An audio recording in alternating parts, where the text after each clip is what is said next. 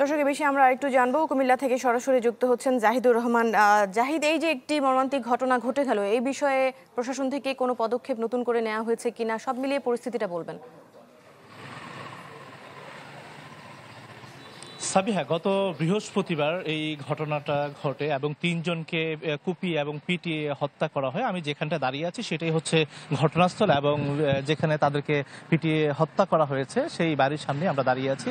এবং এই বিষয়টা নিয়ে আমরা কিন্তু সকালে কুমিল্লার যিনি অতিরিক্ত পুলিশ সুপার সাইফুল মালিক, আমরা তার সাথে কথা বলেছিলাম।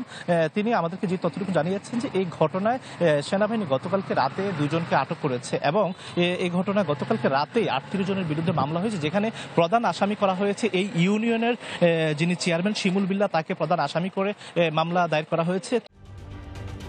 ঢালাইয়ে দৃঢ়তা, নির্মাণে নিশ্চয়তা, প্রিমিয়ার সিমেন্ট, ঢালাইয়ের রাজা।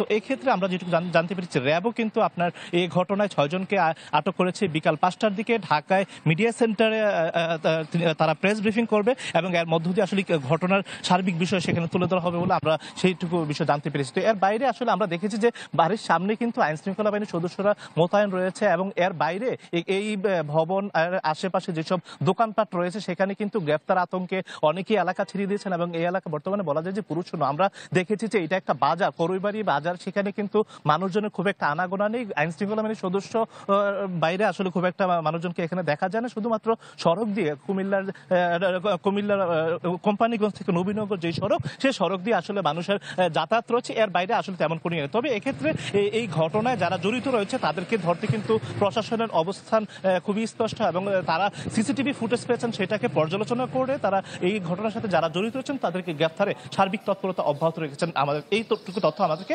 জানিয়েছেন দৃষ্টি। জি জাহিদ, ধন্যবাদ আপনাকে আমাদের সাথে যুক্ত হওয়ার জন্য।